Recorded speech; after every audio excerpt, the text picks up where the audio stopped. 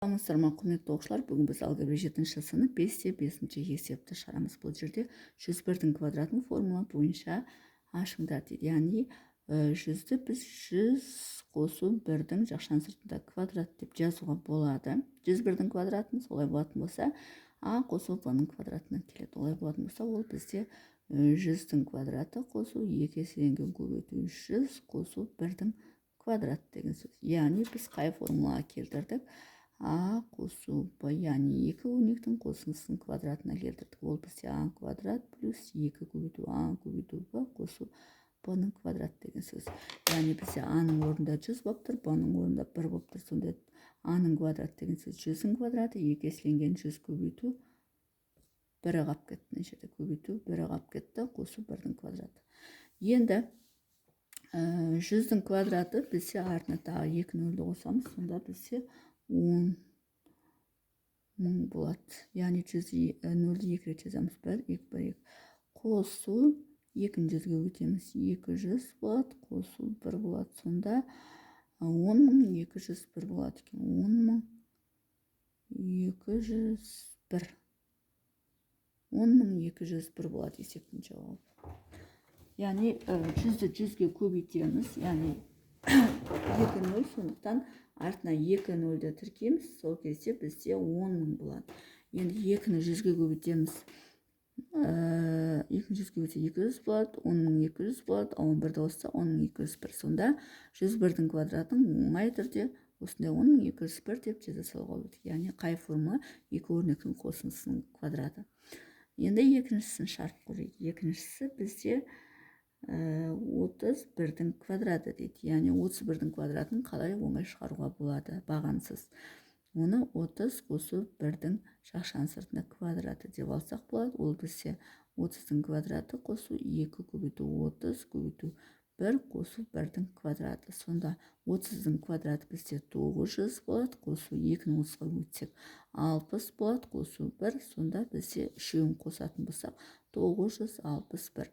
Демек, 31-дің квадраты бізде 961 екен. Үшінші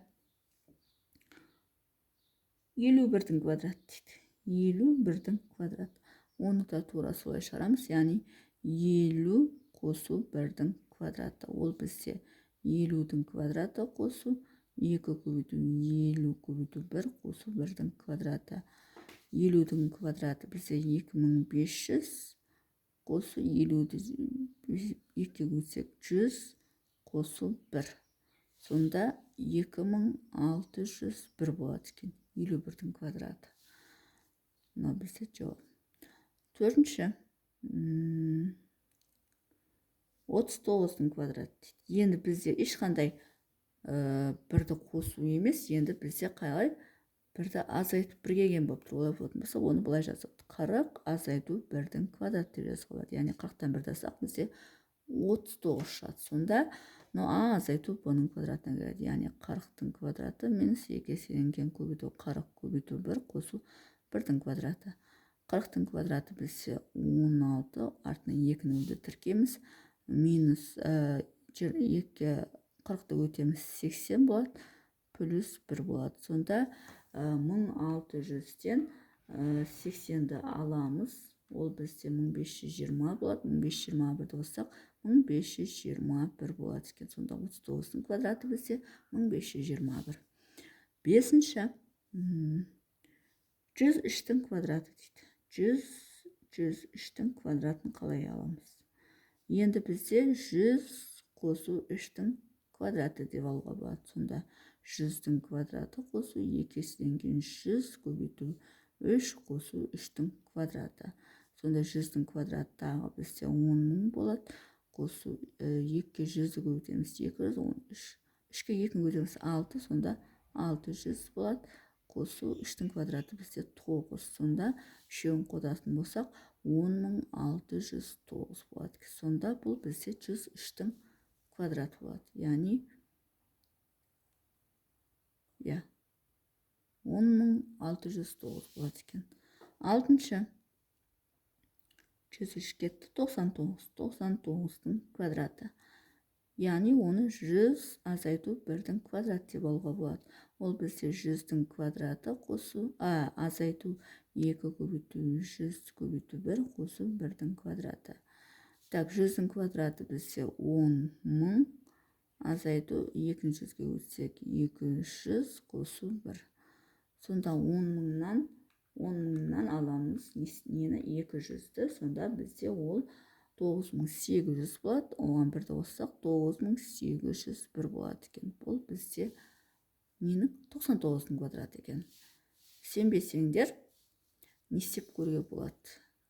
Өз-өздеріңе сенбей, осы дұрыс па, дұрыс емес па деп өзіңізді кейде сенімсіз болады ғой. Соны калькулятормен тексеріп көре салсаңдар болады. Так, жетінші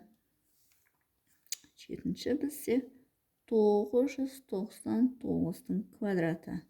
Енді ол бізде 1000 азайту 1-дің квадраты деп жазуға болады. Яғни 1000-нан 1-ді алсақ, бізде ол 999 болады. Яғни ол 1000-ның квадраты азайту 2 еселенген көбейту 1000 көбейту 1 қосу 1-дің квадраты.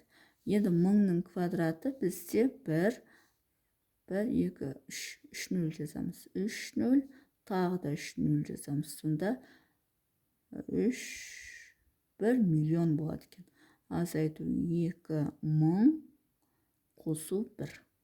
Сонда 1 миллионнан азайтамыз 2000-ды, ол кезде бізде не болады? 998 болады. 998 бірді қоссақ 998,001, яғни 998,001 болады екен. Яғни 999-ның квадраты 998,001 болады. 8-ші 999-ның 1001-дің квадраты. 1001-дің квадрат. Ол бізде 1000 қосу 1-дің квадраты деп аламыз. Яғни 1000-ның квадраты қосу 2 көбейту 1000 қосу 1-дің квадраты. 1 миллион болады. Қосу 2000 қосу 1. Яғни тек қана жерде қосуды орындай саламыз. Сонда 1 миллион так 3 0 2 000 2001. Ал 102.000 қалма не болды? Так, 1 102 1001. Мына 1 миллион жазып, 100 мың жазып қойған екен. 1 0-ді артық жазады екенбіз. Сонда бұлай болады. 1 миллион 2001 болады. 1 миллион 2001 болады. Яғни 1001-дің квадраты 1 миллион 2001 болады. 9-шы 105-дің квадраты. 105-дің квадраты дейді. Оны қалай жазуға болады? 100 қосу 5-дің квадраты. 100-дің квадраты қосу 2 көбейту 100 көбейту 5 қосу 5-дің квадраты. 100-дің квадраты бізде 10.000. Мына екеуін көбейтсек 200, так 10 мың болады. 10 болады қосу 25 болады. Сонда 1025 11 025 болады сонда. Так, 1025 мынаның артында. Я. 11025 осындай болады екен. Яғни 105-ге көбейте салайыншы, сонда 11025. Осылай болады екен. Сонымен есебінің шығару жолы осындай. Егер есебінің шығару жолы түсінікті болса, лайк басып, комментарий жазып, каналыма тіркеліп кетсеңіздер болады.